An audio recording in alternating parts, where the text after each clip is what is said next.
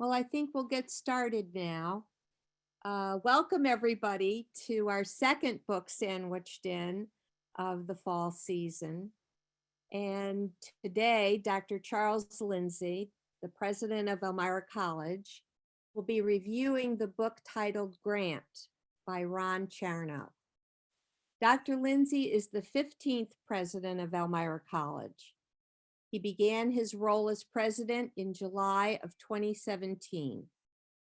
He's been at Elmira College since 2012.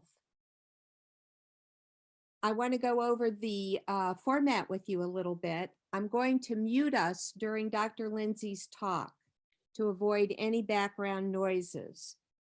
And please hold your questions till the end and type them into chat. I'll read them at that time. So Dr. Lindsay, without any further delay, welcome. Well, thanks, Barb. I'm delighted to be here with you all this afternoon virtually. And I apologize in advance that I chose a book that is quite a tome. It's almost 1,000 pages. And I thought maybe when I did that, I'd hear this collective groan all the way on campus here. But so far, I haven't heard any complaints about it. I chose this book because it spoke to me in a couple of different ways. I want to look at it from the point of view of leadership at the end, make some comments about that as to maybe lessons learned as a college president and lessons that Ulysses S. Grant learned as a US president. Not that I'm comparing myself to US Grant. And I'm going to focus on the latter part of the book because I think a lot of Grant's early life and his war years have been well documented. And so I'm going to use the end of the Civil War and a couple of scenes as a launching point, and then go into US Reconstruction, Grant's years serving under Johnson, President Johnson, and his own years as being president, and then a little bit about his later life when he ran into Mark Twain. And I didn't even realize that it happened. I learned that when the author, Ron Chernow, came to campus here. He came in the fall of 2019 to do some research at Quarry Farm and in our archives on campus, because Ron Chernow's next book, which he hopes to have out in about a year, will be on Mark Twain's latter years. And it's really, I think, kind of a personal thing for Ron Chernow, because he says that he's a widower and he saw something in the story of Mark Twain after his wife passed away that was similar to his own experience. So I'll be very interested to see what happens there. You may or may not be familiar with Ron Chernow. He has churned out a number of books that have been well received, that have been bestsellers. A book about John D. Rockefeller, J.P. Morgan, George Washington, and most famously, a book about Alexander Hamilton that was the basis and the inspiration for Lin-Manuel Miranda to do the Broadway show. And I asked Ron if he had any involvement, and he said, absolutely. He was a consultant on the play. And I asked him a follow-up question about historical accuracy. I don't know if any of you have seen Hamilton, but it's very interesting to see the U.S. Revolution put to hip hop music. It's a very different style. And so I said, how many corners were cut on the history? And he said, actually, there's always something lost in translation, but he thought it was quite authentic. And there were some changes made, such as Alexander Hamilton had a number of children. I think it was 8. and there's only one that's featured in the show, Hamilton. And that's obviously poetic license. You need to do that because they're not going to hire 8 young actors to be on stage for 30 seconds on Broadway.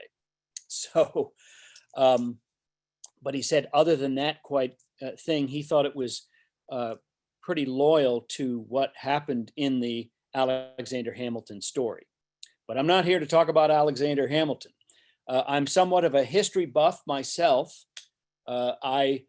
My undergraduate education and graduate education focused on economics and everyone's favorite subject, statistics, sorry to say.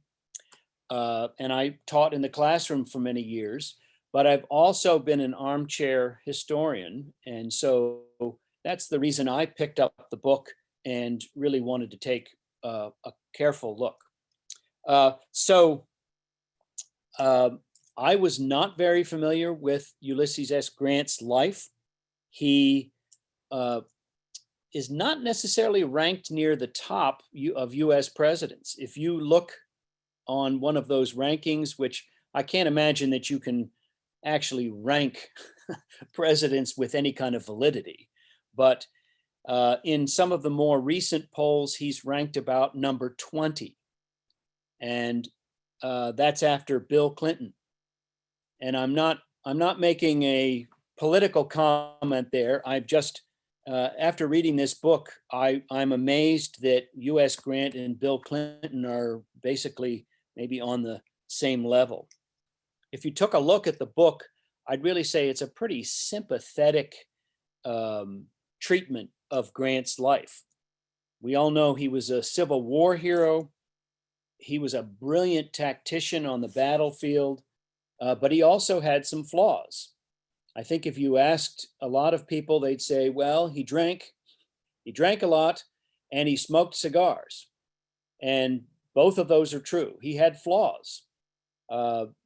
He had a lifelong struggle with alcoholism, which apparently he conquered in his later years. There was no such support system as AA like there is now, but it looks like Grant was able to deal with that.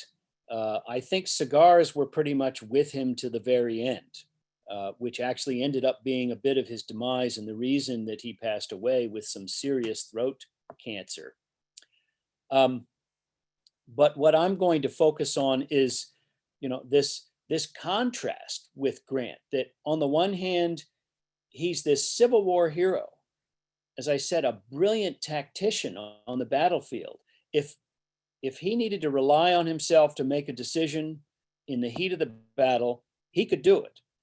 But then he had some other flaws that came out when he was US president, essentially. One of the things I'll focus on is cabinet appointments, where it seems that he could never get a hold of the politics of Washington and how to be diplomatic. Maybe I'll put it that way. The scene I think that he's best known for is, or the moment in history that he's best known for is General Robert E. Lee's surrender at Appomattox, which really is considered to be the end of the Civil War. And the way that Grant did it, showing graciousness towards Lee, really gave a good chance that North and South could actually reconcile. The South saw him as someone who understood, at least to some extent. And that's amazing that Grant could kind of straddle that bridge that gap, because he was the lead general for the Civil War. He had just defeated them. And yet the benevolence that he showed to General Lee was something that they noticed. I'll comment on that in a second. The thing I want you to think about while I'm talking, and maybe could be the basis for questions later on, is what are the lessons from Grant's life that relate to today's issues. I found a number of parallels, and it's surprising what he was dealing with, how much it resonates with a number of political, cultural issues of today. So one of the things I love, that even though this book is almost 1,000 pages, I think Chernow has this unique ability to bring history to life. And so I just wanted to read a couple of excerpts. I mean, I'm sure you read absolutely every word of this, but just to bring a little bit of it to life, there's a scene towards the very end of the Civil War. It's recorded as March 24th, 1865, and it's when Abraham Lincoln travels down to Virginia to meet with Grant, with his Secretary of War, William Seward, or sorry, his Secretary of State, William Seward, just before the fall of Richmond. And so it describes Lincoln sitting around a campfire with Grant and Seward. So I had never heard about this before. There were no office seekers to pursue him, no legislators to lobby him, no reporters to hound him. Despite his proximity to battlefield perils, he was surprisingly relaxed. And Porter observed that as Lincoln sat in a camp chair with his long legs doubled up in grotesque attitudes and the smoke of the fire curling around him, he looked the picture of comfort and good nature. And with inexhaustible good humor, he traded quips and stories and reminisced about the war. When someone asked if he had ever doubted the North's final victory, he shot back, never for a moment. So I just read that because I think to most of us, Abraham Lincoln is he's the closest thing to a saint that America has, and is considered to be the #1 ranked president. He saved the Union.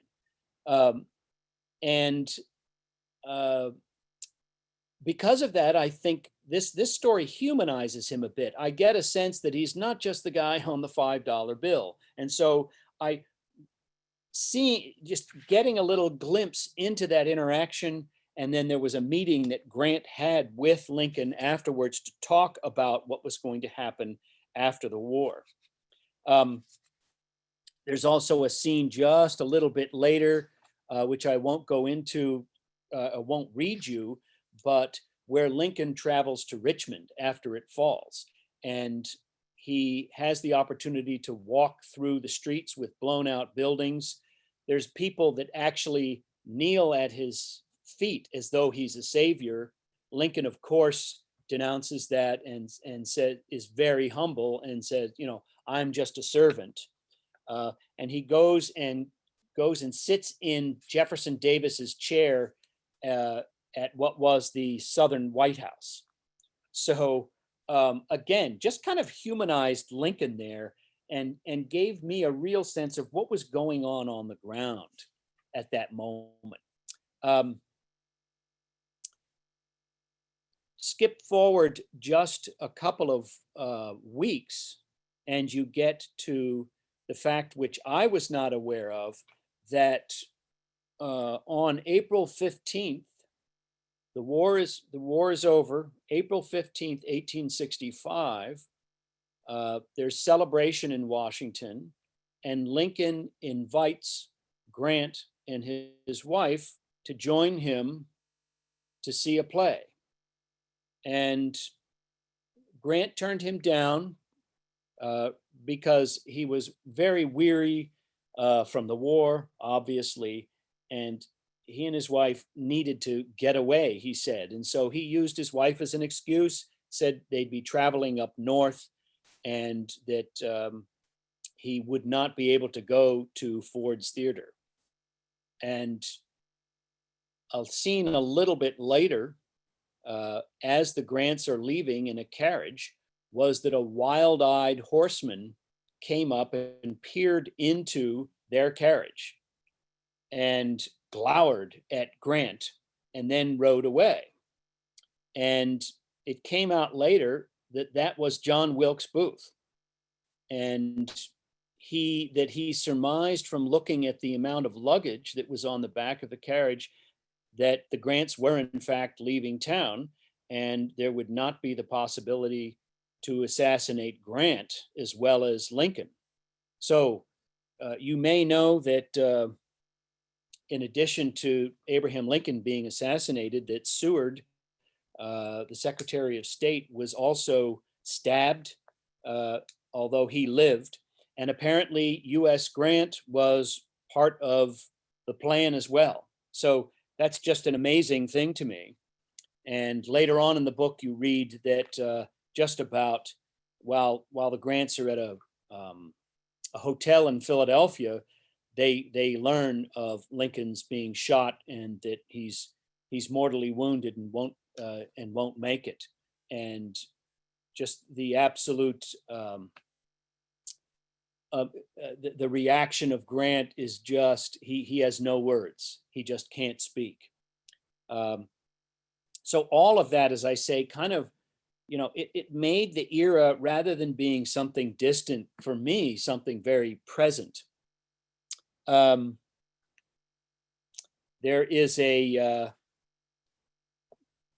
so just a timeline here. The 13th Amendment, which abolished slavery, actually didn't go into effect until December 1865. So the war has been over for several months. And at that time, while there were some wonderful things said, there was a prophetic statement from Frederick Douglass. Frederick Douglass says, unless freed blacks receive the vote, we should have slavery back again in spirit, if not in form.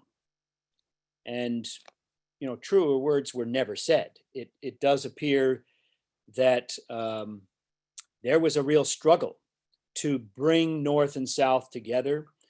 I was not aware of the challenges of Reconstruction.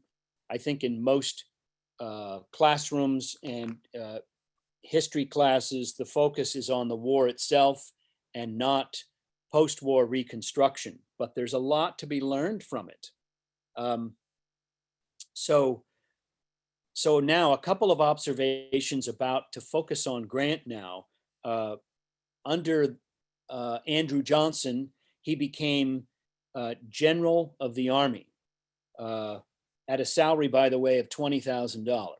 So I haven't looked up what the current value of $20,000 back from 1865 is, but it sounds pretty generous to me. He was the first person to be appointed General of the Army since George Washington. So truly an honor. And he was obliged, since he was serving under Johnson, to fulfill the responsibilities in a way that Johnson wanted. And what happened is the two men became rivals, and Grant found it increasingly more difficult to actually follow Johnson's lead, because Johnson, you may or may not know, was pretty much an open racist, even for the times. He was himself envious of the Southern planters, the landowners, because he came from very modest means. And he tried to make people think that he was sympathetic to abolitionism. He also had faith in limited government and state rights. And those are the arguments he used against Grant, as Grant started to act in ways that were not according to what Johnson wanted to see as president. Johnson gave wholesale pardons to white Southerners. He talked about restoring land to people who had lost their land, that is, whites in the South. And so by the time you get to December 1865, when the 13th Amendment passed, it became apparent that Johnson's policies were extremely biased towards the South. A quote from Johnson is, to promote civil rights would result in extermination of one race or the other. Allowing blacks to vote would keep poor whites in slavery.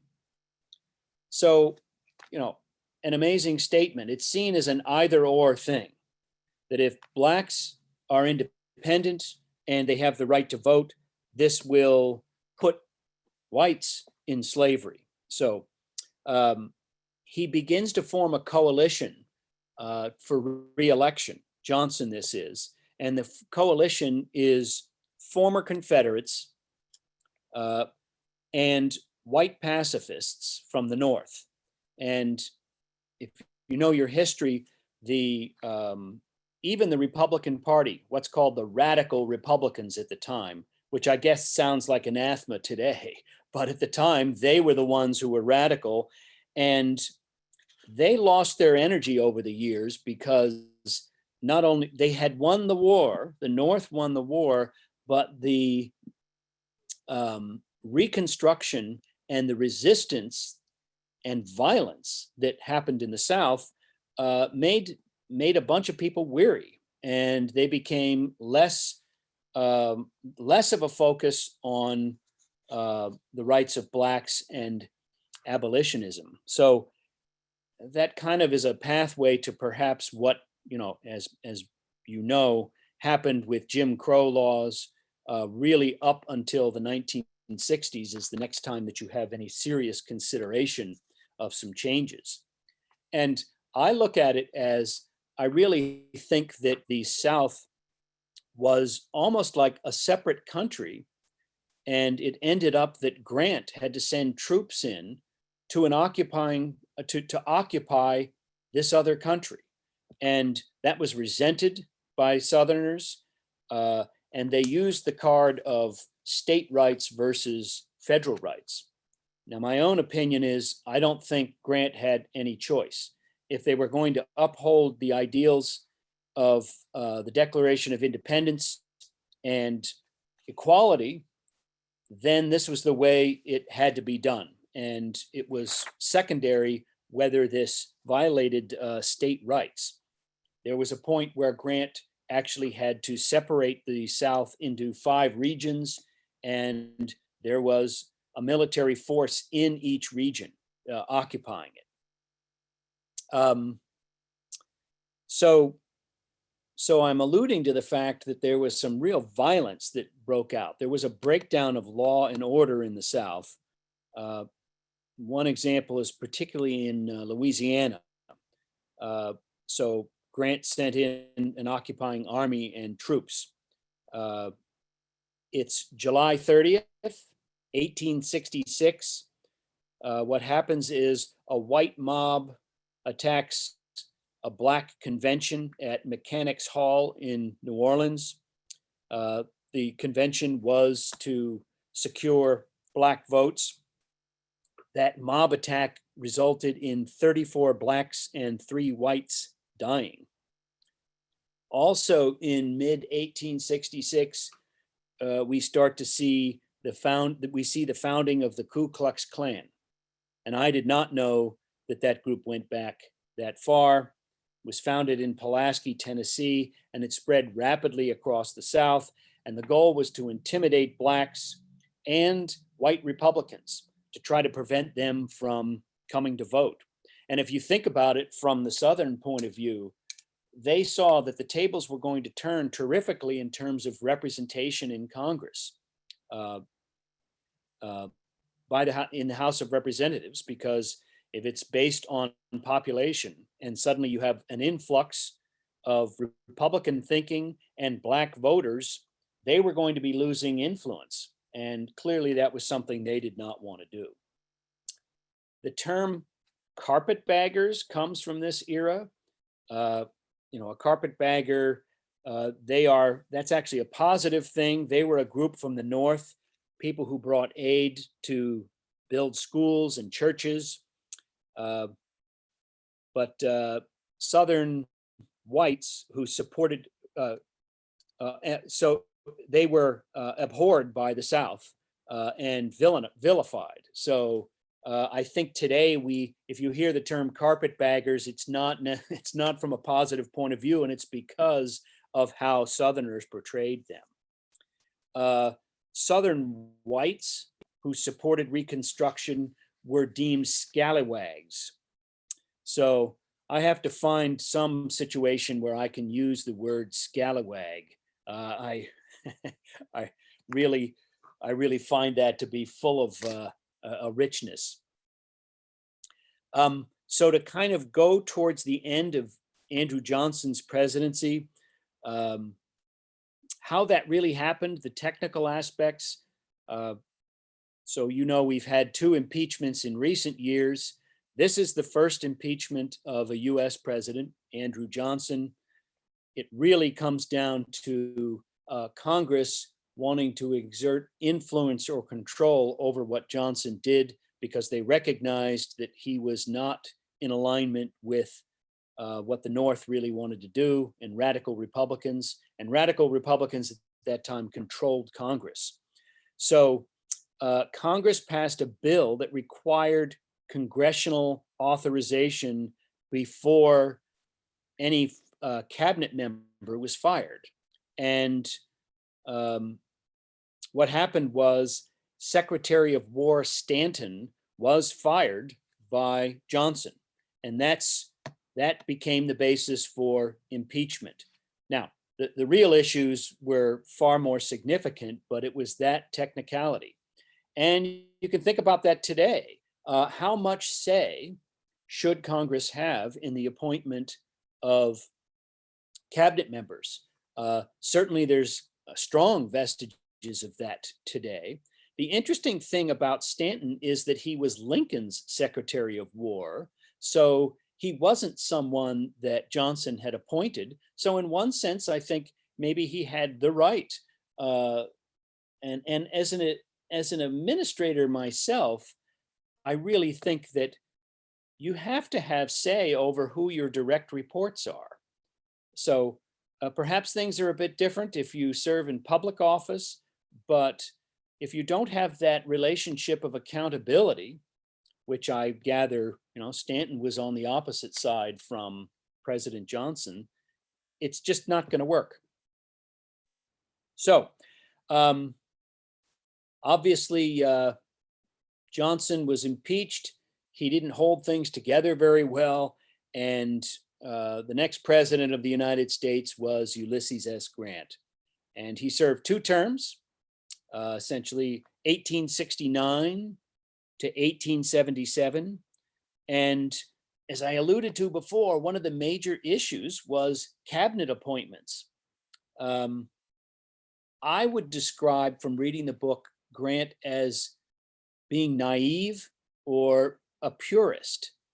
At the time, most Washington posts and federal posts throughout the country, such as serving as a postmaster in various territories out west, apparently that was a big deal back then. Didn't sound like a great job to me, but it was a big deal then. Those posts were part of the spoils system. So whomever came into office would be giving these things out like candy to their supporters, and would work hand in glove with whatever party leadership, with the party bosses. So that was extremely prevalent at that time. And so that's maybe a contrast, because today we have a much more, I guess I'll use the phrase, entrenched system. And I don't mean that negatively, but we have professionals in Washington and elsewhere.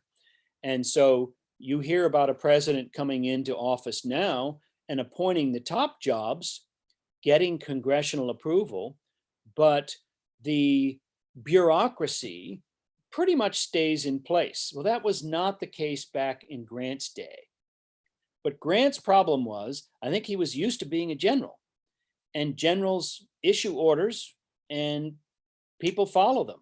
There doesn't tend to be committee meetings when a general yells charge. You can't afford that luxury of having consensus built. So very different command structure. And so That's why I say naive. He did not pay attention to the way politics worked in Washington. And for his first inaugural address, he didn't share it with anyone. It didn't really go over very well because it wasn't seasoned with appropriate input from advisors. But people praised him for being straightforward and altruistic. So I think the altruism and naivete kind of go hand in hand. He really didn't know how the game was played. He did make some positive appointments, but it seems that he had an unfailing partiality to his family. And so that was something that he was criticized for.